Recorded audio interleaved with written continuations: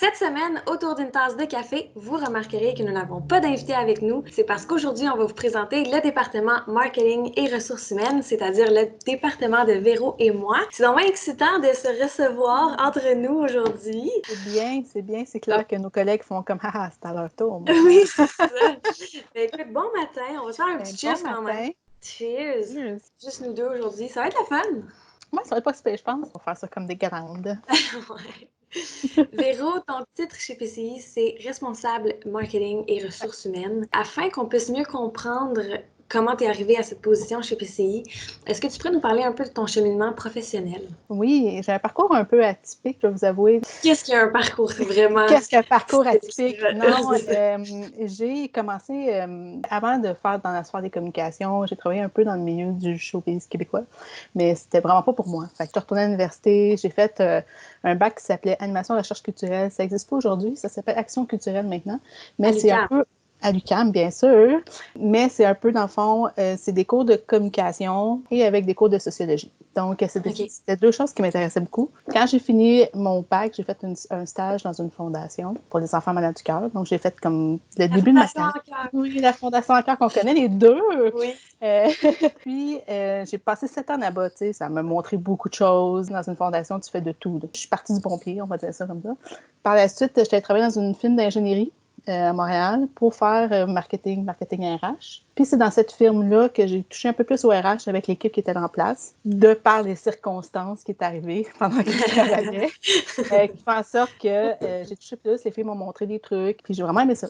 Donc, quand que je suis arrivée chez PCI, je dois avouer que le poste était un peu formé pour moi chez PCI, donc on est venu me chercher. Puis, je suis pas arrivée, j'étais responsable marketing et marketing RH. Je n'étais pas responsable ressources humaines. Donc, au fil en aiguille, pendant que je travaillais, tout ça, mes connaissances, les contacts que j'avais, tout ça, ont fait en sorte que je suis devenue responsable ressources humaines aussi. Donc, toi, Camilla, toi aussi, tu as étudié à l'UQAM. Écoute, on fait une grosse pub UQAM ce matin. Oui, c'est ça. Vive l'UQAM. Pourquoi tu as choisi le marketing comme domaine d'études? J'ai choisi d'aller en marketing. Je pense que ça vient même du cégep. À la base, j'étais en communication au cégep. Je pense que j'avais choisi d'aller dans ce programme-là parce que, un peu d'une part de personnalité, je suis une personne qui adore communiquer, super expressive. Ce côté de personnalité qui est un peu plus extraverti m'a dirigée vers le programme communication au cégep. Puis dans ce programme-là, il y avait un cours de publicité. C'était vraiment un cours d'initiation avec des notions de base. Mais j'avais tellement aimé ça que je me suis dit, OK, c'est sûr que dans mon bac, j'aimerais avoir plus de cours de marketing. Il y a eu le bac parfait à l'UQAM, c'est le bac communication marketing qui fait vraiment un mélange des deux. Puis je me suis dit, je vais essayer des cours, puis si à un moment donné, j'aime moins ça, je peux me rediriger en communication. Puis honnêtement, ça a été le contraire. J'ai tellement aimé le marketing que je me suis dit, c'est sûr qu'en sortant de l'université, je vais me spécialiser plus là-dedans. Et ce que j'aime du marketing, c'est qu'il n'y a pas une bonne manière de faire du marketing.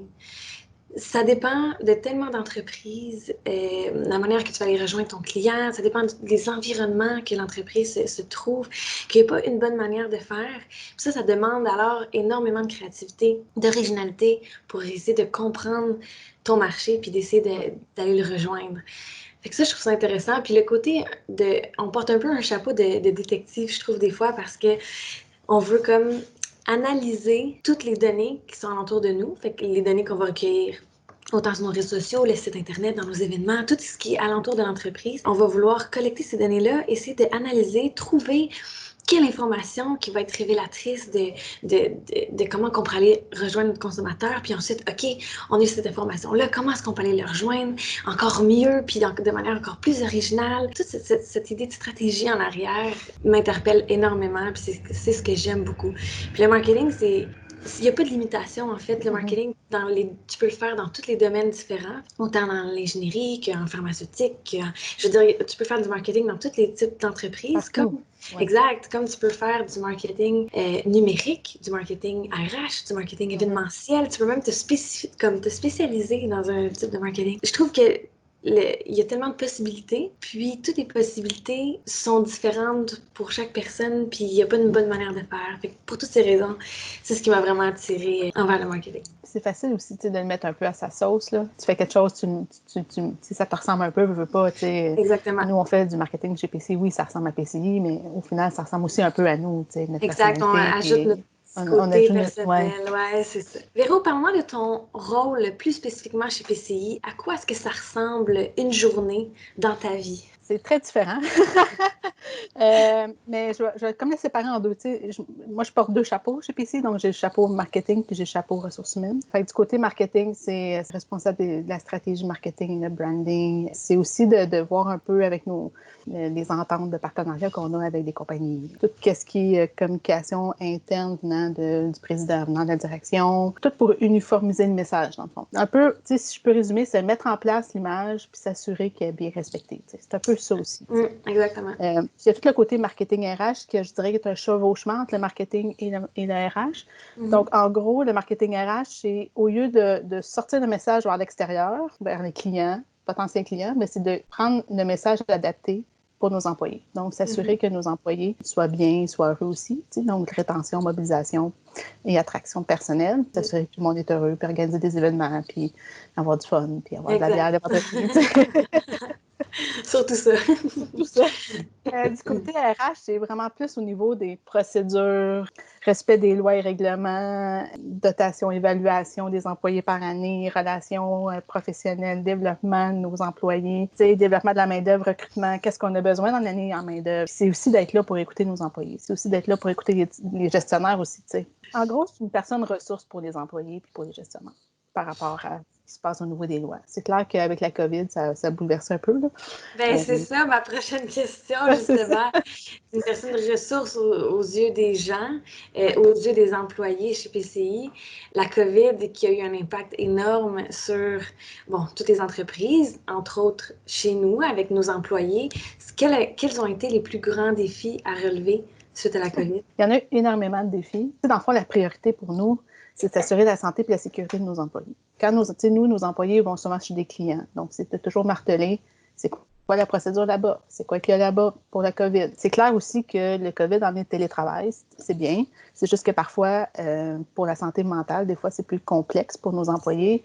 Puis c'est plus complexe pour nous aussi à titre de RH ou à titre de gestionnaire. Donc, les directeurs, de savoir est-ce que mon employé va bien. Quand tu le vois au bureau, c'est plus facile d'interagir, tu discutes avec eux, tandis que quand ils sont à la maison, oui, tu peux demander de mettre la caméra, mais c'est plus difficile d'avoir le feeling. La situation, c'était nouveau pour tout le monde, même le gouvernement. Donc, on mettait en place je me souviens, une fois, on avait mis en place un plan. Le matin, on s'est assis, toute la direction, on a mis en place un plan. À 1h, M. Legault fait une annonce qui ferme tous les bureaux. Telle date, la semaine d'après, je ne sais pas. Donc, on s'est rassis à table à dessin et on a tout recommencé le plan. Moi, j'aime ça, quand les gens viennent me voir, j'aime ça leur trouver la réponse ou essayer de les aider. Puis là, j'avais beaucoup de réponses. Il y avait beaucoup de questions que je ne savais pas quoi dire parce qu'il n'y avait pas de réponse. Parce que, OK, aujourd'hui, c'est ça. Mais la semaine prochaine, ça ne sera peut-être pas ça. J'ai dû travailler là-dessus pour me faire, OK, c'est pas grave. La personne qui vient te voir, ton collègue vient te voir, il ne s'attend pas à ce que tu lui donnes la réponse finale.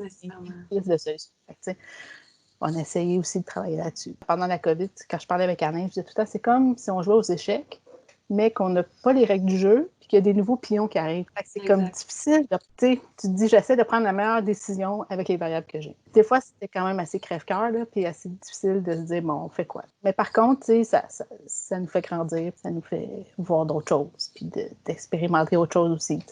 Il n'y a pas juste du mauvais, il y a du bon aussi là-dedans. Comme là, moi, je sais c'est quoi le marketing chez PCI, mais pour les gens qui nous écoutent, donc, quel est le marketing chez PCI? C'est ça, toi! J'espère, sinon ça va mal. C'est ça.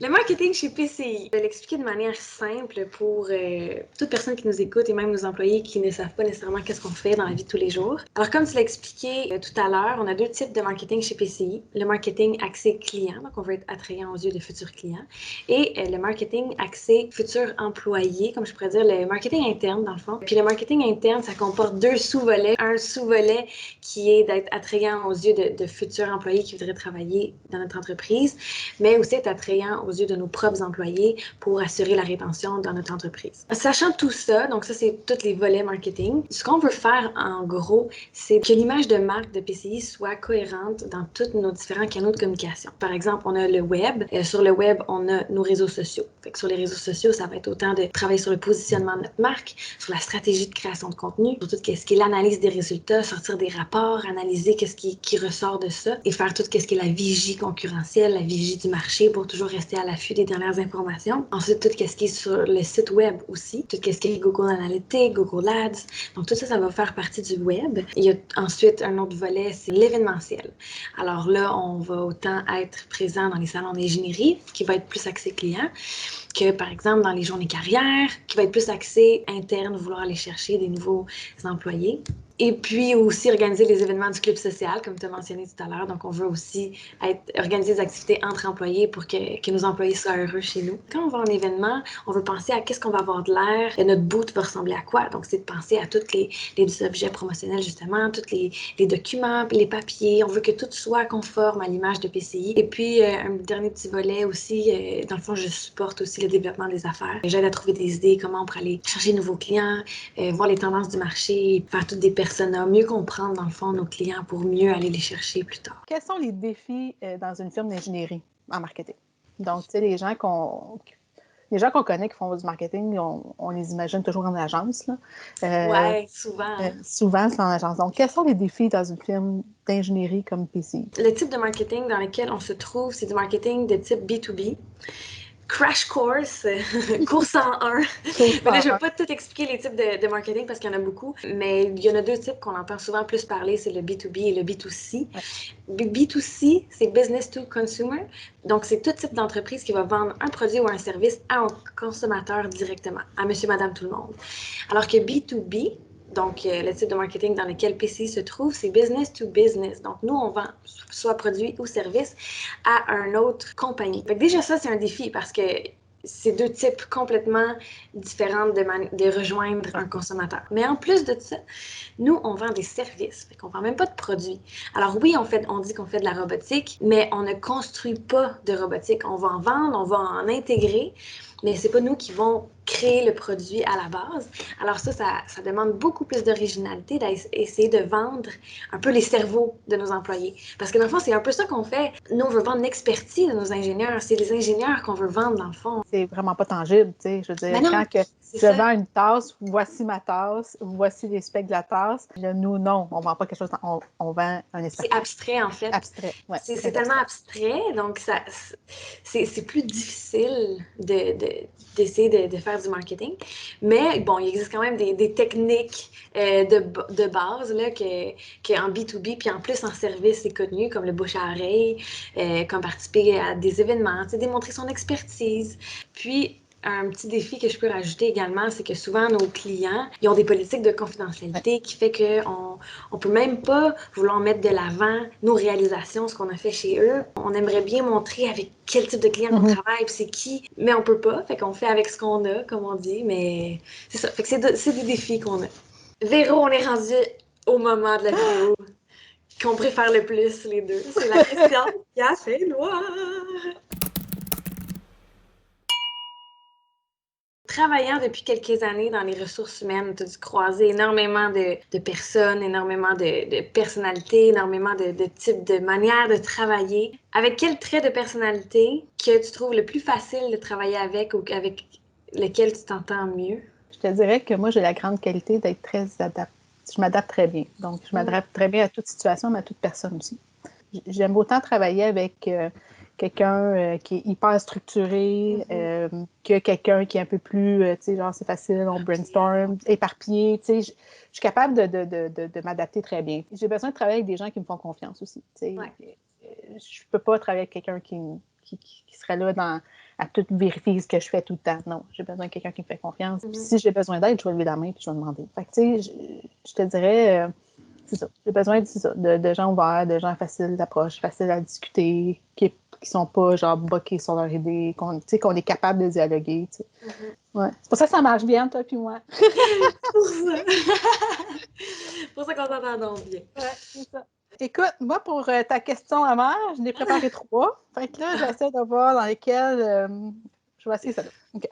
En gros, c'est un peu... je vais rester un peu dans la lignée du marketing. Là. De tous les posts qu'on a fait sur Facebook, LinkedIn, lesquels est ton préféré, puis pourquoi? Moi, je sais c'est lesquels mon préféré, mais j'aimerais avoir lesquels. Je pense que c'est le même. Ah ouais? Ouais. Mais mon préféré, c'est définitivement la vidéo avec les enfants. Ah oui, vraiment. Ah oui, C'était toi vraiment. aussi, hein? Ouais. On a fait une Pourquoi? vidéo en septembre dernier avec quelques enfants de PCI et les employés. Puis on leur demandait c'est quoi leur perception sur le travail de leurs parents, qu'est-ce qu'ils pensaient qu'ils faisaient au travail, qu'est-ce qu'ils aimeraient avoir chez PCI de plus. En tout cas, c'était tellement drôle. Mais pourquoi j'aimais ça? Justement parce que ça l'amenait un côté tellement joyeux. C'est un petit côté enfantin. Les enfants étaient tellement comme innocents, naïfs, tellement cute en même temps. Puis la journée de tournage était le fun aussi. Ça l'amène l'envers du décor qui fait que j'ai vraiment aimé cette vidéo-là. C'était de la produire aussi. Puis de la voir au final, puis voir tous les parents, puis tous les commentaires qu'on avait avec des gens qui avaient adoré la vidéo. Puis tous les résultats que ça a fait, cette vidéo-là aussi, que c'était fou sur les réseaux sociaux. Fait que pour toutes ces raisons-là, j'ai vraiment aimé faire cette vidéo. C'était le fun. Ouais, c'était vraiment le fun. Tu sais, moi, je l'ai fait avec ma fille. Puis c'était fun aussi de voir la complicité tu sais, que Les moi gens, j'ai avec ma fille, mais que les employés ont avec leurs enfants. C'était vraiment beau. Tu sais, c'était vraiment. Puis malgré tout, on pensait que les enfants allaient être gênés un peu, tu sais, mais en tout, là, ils sont arrivés, ils ont répondu aux questions. Non, c'était vraiment une belle expérience. Donc, merci, Cam, pour cet échange. déjà Écoute, fini! déjà fini, Ça c'est passe ça. vite quand on est en bonne compagnie. Hein. Mais, hein, on se parle tous les jours, mais c'est rare qu'on se pose des questions de ce style-là sur notre travail. Tu sais, on est tellement dans le quotidien quand on se parle, puis tout ça. C'est ça. Donc, non, c'est vraiment Puis cool. qu'on prenne le temps là, tu sais, Ouais. de poser ces questions-là. Donc, on se rejoint dans 2 semaines pour la 6e capsule Ouais, de la déjà 6. série. On a déjà 6, c'est fou, ça passe vite. Pour les gens qui nous écoutent, on vous invite à écouter les 4 autres capsules sur les réseaux sociaux. Merci de votre écoute. Je pense qu'on peut finir comme ça. Merci de votre Ben écoute. oui, merci tout Puis le on monde. finit avec un chin. Si vous avez des questions sur notre département, ben écrivez-les en N'hésitez pas, commentaire, on va vous on va vous répondre. répondre. Cheers! Bye bye, bonne journée. Bye, bonne journée.